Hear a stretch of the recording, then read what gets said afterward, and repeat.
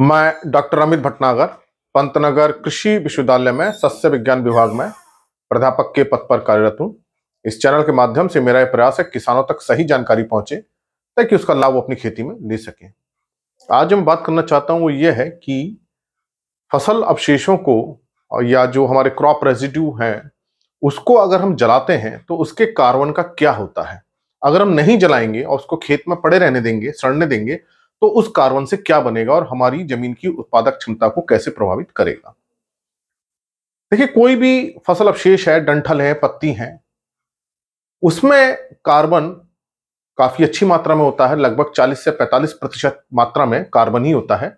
और ये कार्बन मुख्य रूप से सेलुलोज, हेमोसेलुलोज, लिग्निन, प्रोटीन, फैट, इनके रूप में होता है। और अधिकांश मात्रा सेलुलोज और हेमोसेलुलोज के रूप में होती है।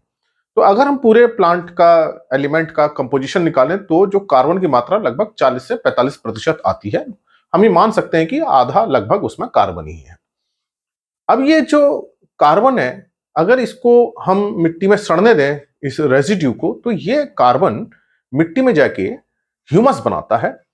काफी समय लगता है हालांकि ह्यूमस बनने में, और इस ह्यूमस से जमीन की उत्पादक क्षमता बढ़ती है। लेकिन अगर इसको हम जला दें, तब इसके जलने से तो इसके अंदर का जो सेलुलोज है या हेमोसेलुलोज है या जो छाल है, पत्ती है, जो डंठल, वो जलेगा। अब जलने से क्या होगा? जलने की प्रक्रिया में क्या होता है, कार्बन ऑक्सीजन के रिएक्शन करके बहुत सारे कंपाउंड बनाता है। तो इस कार्बन से क्या बनेगा? तो ये जो हमारा कार्बन है पौधों के अंदर, ये जल करके क्या बनाएगा? CO2 गैस बनाएगा। CO2 गैस, वातावरण में उसका कंसंट्रेशन बढ़ेगा। कार्बन मोनोऑक्साइड गैस बनाएगा। ये भी एक डेंजरस गैस है, जहरीली गैस है। मीथेन गैस बनाएगा, ये भी ग्लोबल वार्मिंग करती है। तो CO2 गैस ग्लोबल वार्मिंग करती है, इसका हाई कंसंट्रेशन अच्छा नहीं होता है। इसी तरह से मीथेन भी अच्छी गैस नहीं है वातावरण के लिए, ये ग्लोबल वार्मिंग करती है, इससे तापमान बढ़ता है। इसके अलावा जो है वोलेटाइल ऑर्गेनिक कंपाउंड्स, बहुत सारे छोटे छोटे कंपाउंड्स होते हैं जो उड़ जाते हैं और ये बहुत अधिक मात्रा में बनते हैं, जो हमारे रेस्पिरेशन के लिए, हमारी बॉडी के लिए अच्छे नहीं होते। इतने छोटे कण होते हैं कि हमारी बॉडी के अंदर जाकर के हमारे लंग्स को प्रभावित करते हैं, आंखों को प्रभावित करते हैं, हमारे पूरे सिस्टम को प्रभावित करते हैं। श्वसन तंत्र, जो हमारा रेस्पिरेटरी सिस्टम है, वो अफेक्ट होता है और कैंसर भी इससे होते हैं। तो बहुत सारे वोलेटाइल और ऑर्गेनिक कंपाउंड्स बनते हैं। उसके बाद जो है राख तो बनती है, एलिमेंटल कार्बन तो रहता ही है। इसके बाद जो है पार्टिकल्स, छोटे छोटे पार्टिकल्स, छोटे छोटे कण जो है कार्बन के बनते हैं, जो हवा में तैरते रहते हैं, हवा के साथ उड़ते रहते हैं, और ये भी हमारे सांस के माध्यम से अंदर जाते हैं, जिससे कि हमारा स्वास्थ्य प्रभावित होता है, हमारी हेल्थ पर बहुत बुरा असर पड़ता है। आप देखते ही हैं कि जब आप कोई चीज जलाते हैं तो उसके अंदर कालिक बनती है, राख बनती है, और ये ऊपर उड़ के जाती है। इसके अलावा बहुत ऐसे कंपाउंड्स बनते हैं जो हमें आंखों से दिखाई नहीं देते, हवा में ये उड़ जाते हैं। तो ये जब आप भी फसल अवशेषों को जलाएंगे तो जो हमारा कार्बन था, जो हमारी मिट्टी में जाके ह्यूमस बनाता, वो सारे क्या बना रहा है? एक तो गैसेस बना रहा है, और ये गैस वातावरण को प्रभावित कर रही हैं। उसके अलावा ऐसे छोटे छोटे कण बन रहे हैं जो पूरे सिस्टम को प्रभावित कर रहे हैं। चाहे जानवर है, जानवर के अंदर भी वो शरीर में जा रहे हैं, सांस के माध्यम से हमारे शरीर के अंदर भी जा रहे हैं। फिर एक पूरे वातावरण में पार्टिकल्स फैल जाते हैं और हवा के साथ ये मूव करते हैं। तो जब आप पौधों को जलाएंगे तो ये जो कार्बन है, ये जो कार्बन पौधे ने प्रकाश संश्लेषण से बनाया था अपनी शरीर के अंदर, सेलुलोज में, हेमोसेलुलोज में, लिग्निन में, प्रोटीन में, ये टूट करके दूसरे गैसेस में, छोटे छोटे कणों में टूट जाता है, जिसका नुकसान हो जाता है। तो ये जो पौधे के अंदर कार्बन ना, इसका पूरा नुकसान हुआ। अगर यही कार्बन मिट्टी में जाता, ये तो जलाने पर हुआ, ये जलाने पर ऐसी प्रक्रिया हुई। अगर हम मिट्टी में इसको मिला देते, अगर मिट्टी में इसे हम मिलाएं या सड़ने के लिए छोड़ दें, तो क्या होगा? ये कार्बन जो है ऑर्गेनिक मैटर बनाएगा, जैविक पदार्थ बनाएगा। इसमें जो सेलुलोज है वो सड़ेगा, लिग्निन सड़ेगी, हेमोसेलुलोज सड़ेगा, और सड़ने के बाद जैविक पदार्थ में कन्वर्ट होगा और ऑर्गेनिक मैटर में, उसके बाद ये क्या बनाएगा? ह्यूमस बनाएगा। और उस ह्यूमस से ही हमारी जमीन की उत्पादक क्षमता बढ़ती है। मिट्टी के अंदर जितना अच्छा ह्यूमस होगा, उसके अंदर पोषक तत्वों को रोकने की क्षमता अच्छी होगी, पानी को रोकने की क्षमता अच्छी होगी, वायु संचार बहुत अच्छा होगा, और उसके अंदर पौधों की वृद्धि बहुत अच्छी होगी। ह्यूमस से बहुत सारे ऐसे कंपाउंड्स बनते हैं, ऐसे ऑर्गेनिक कंपाउंड्स बनते हैं जो जड़ों की सहायता करते हैं, पौधे की वृद्धि होती है। बहुत सारे ह्यूमिक एसिड्स बनते हैं, बहुत सारे ऑर्गेनिक कंपाउंड्स बनते हैं, जो पौधों की वृद्धि में सहायता करते हैं।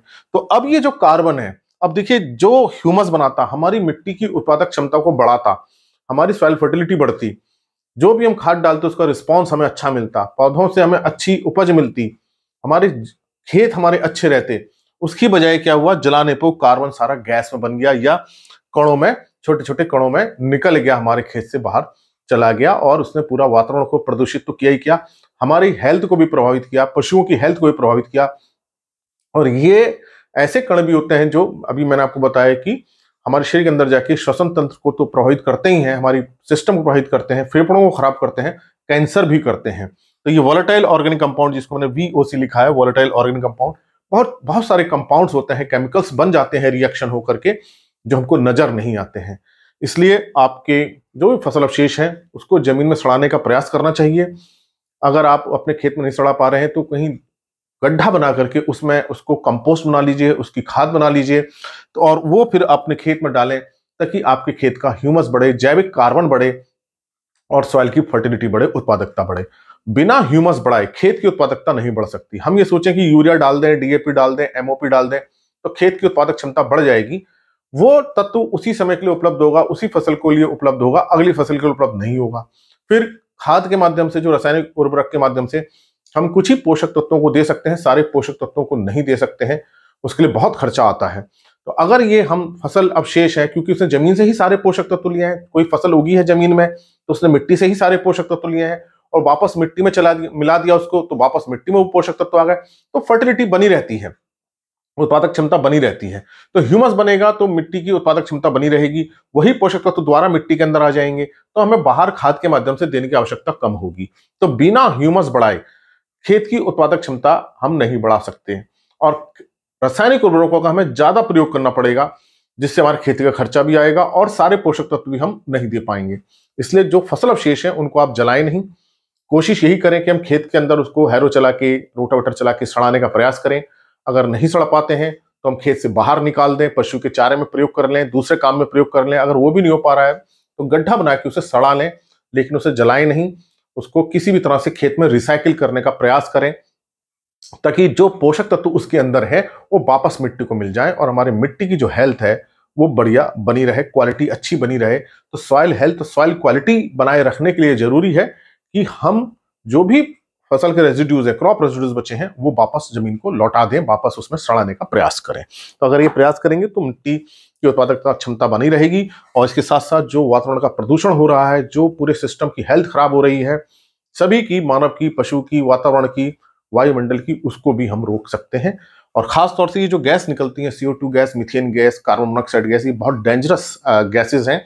इनका जब कंसंट्रेशन बढ़ता है तो उसके हमें बड़े हार्मफुल इफेक्ट्स देखने को मिलते हैं और ये पूरे सिस्टम को ही प्रभावित करते हैं।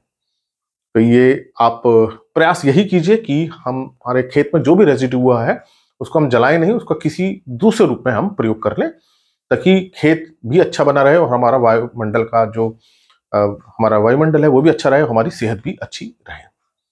इसी प्रकार के लेक्चर्स को देखने के लिए कृषि किसान प्लेलिस्ट देखिए और अगर आपने चैनल सब्सक्राइब नहीं किया है तो सब्सक्राइब कीजिए। धन्यवाद।